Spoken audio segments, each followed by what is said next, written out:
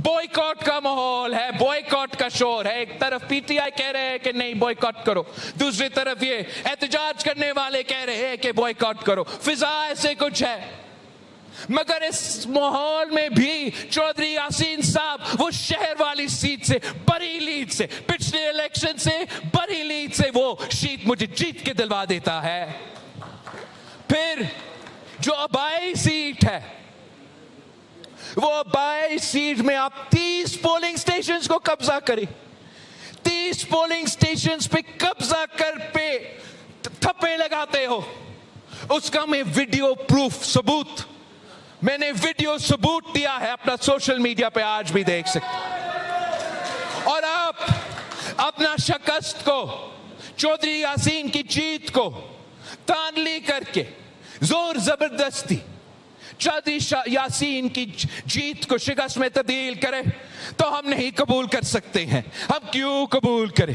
और मैं आपको बताना चाह रहा हूं, मेरे पास वो 30 पोलिंग स्टेशंस का रिजल्ट्स मौजूद है, और जहां बाकी हल्का में 40 to 50% तो मुश्किल से टर्न आउट हो रहा है, वो 30 पोलिंग स्टेशंस पे 90% टर्न आउट है। तो क्या ये मैं मानूं कि बाकी पूरा कश्मीर में आपको वोट डालने के लिए कोई तैयार नहीं, बाहर इतना जोर से आने के लिए तैयार नहीं, लेकिन यहां जहां मेरे पास वीडियो सबूत है, जहां आपने 30 पोलिंग स्टेशंस को कब्जा किया है, वो हम रिजल्ट कबूल करने के लिए तैयार नहीं है। और हम मुतालबा करते हैं इलेक्शन कमीशन से कि अगर आप इस धांधली में मुलविस नहीं थे तो फिर आप साफ और शफाफ तहकीकात करें, रीपोलिंग करें, और मीरपुर डिवीजन के अवाम के साथ, कोटली के अवाम के साथ इंसाफ करें।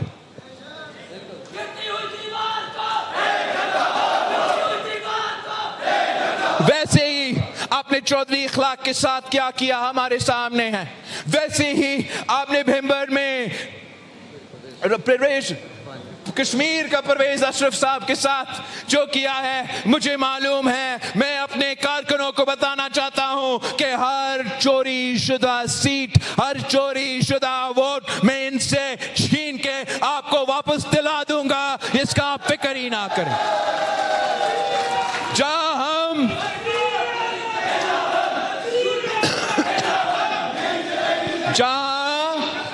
हम शिकस्त, सियासी मैदान में हमें अगर शिकस्त मिलती है तो मैं शिकस्त कबूल करने के लिए तैयार हूं, लेकिन जहां आप धांधली से मेरे मैंडेट चोरी करते हो, फिर मैं वो चोरी शुदा रिजल्ट को तस्लीम करने के लिए तैयार नहीं।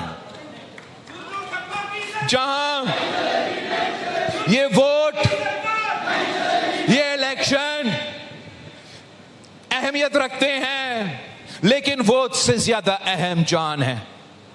और जो इस वक्त कश्मीर के अंदर लोग शहीद हो रहे हैं, जो बहरान पैदा हुआ है, इसके लिए पाकिस्तान पीपल्स पार्टी के पास हल मौजूद है।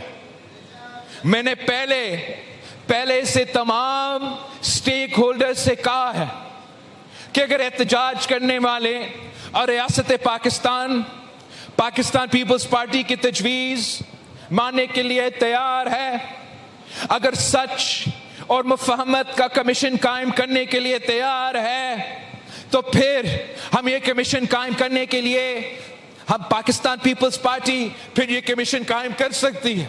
और हम एहतजाज वालों से कह सकते हैं कि जब तक ये कमीशन अपना रिपोर्ट मुकम्मल नहीं करती तो अपना एहतजाज बंद करे।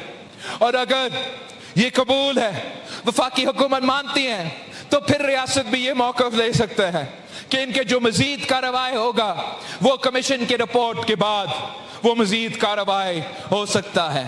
मैं ये मुतालबा हुकूमत से ताल्लुक़ रखने वालों की तरफ से नहीं रख रहा हूँ, मैं ये मुतालबा एहतजाज करने वालों की तरफ से नहीं रख रहा हूँ, मैं हर वो कश्मीरी के तरफ से ये मुतालबा रख रहा हूँ जो ना हुकूमत से ताल्लुक़ रखते हैं, ना एहतजाज करने वालों से ताल्लुक़ रखते हैं। वो सिर्फ अपना जिंदगी जीना चाहते हैं, कारोबार करना चाहते हैं, रोजगार करना चाहते हैं।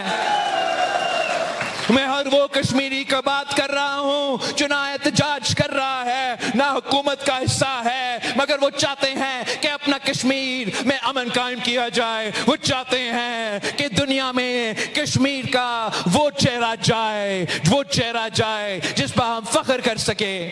تو اس لیے ہمارا یہ مطالبہ ہے کہ سچ اور مفاہمت کا کمیشن مانو. اگر نہیں مانتے تو بتائے کیوں نہیں مانتے. مجھے پتا ہے کہ اگر لوگ سچ سے گھبراتے ہیں تو پھر وہ سچ اور مفاہمت کے کمیشن کو قبول کرنے کے لیے تیار نہیں. لیکن اگر آپ اپنا بیانیہ کے پاس ساتھ کھڑے ہو، اگر آپ سمجھتے ہو آپ حق کے طرف کھڑے ہو، اگر آپ سمجھتے ہو کہ آپ سچ کے ساتھ کھڑے ہو، تو پھر کیوں انکار کر رہے ہیں، کیوں نہیں مان رہے ہیں کہ ہم یہ سچ اور مفاہمت کمیشن بنائیں جس میں دودھ کا دودھ اور پانی کا پانی ہو جائے گا.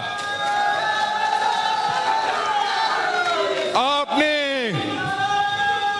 نے 2 اگست پہ تیر پہ مور لگانا ہے، تیر پہ تھپا لگانا ہے اور یہ پیغام بھیجنا ہے کہ آپ نے پونچھ کو یہ پیغام پہنچانا ہے، راولا کوٹ کے یہ پیغام پہنچانا ہے، اسلام آباد کو یہ پیغام پہنچانا ہے کہ مظفر آباد کا یہ مطالبہ ہے کہ سچ اور مفاہمت کمیشن قائم کیا جائے اور کشمیر میں امن. کشمیر کے عوام کے لیے اپنی زندگی میں جو مشکلات تو مسائل پیدا کیے ہیں، جو انٹرنیٹ پہ پابندی ہے، جو کھانے پینے کے سامان پہنچنے میں تکلیف ہو رہا ہے، یہ تکلیف، یہ مسائل، یہ مشکلات میں کشمیر کے عوام کے لیے، کشمیر کے شہریوں کے لیے ختم کرنا چاہتا ہوں.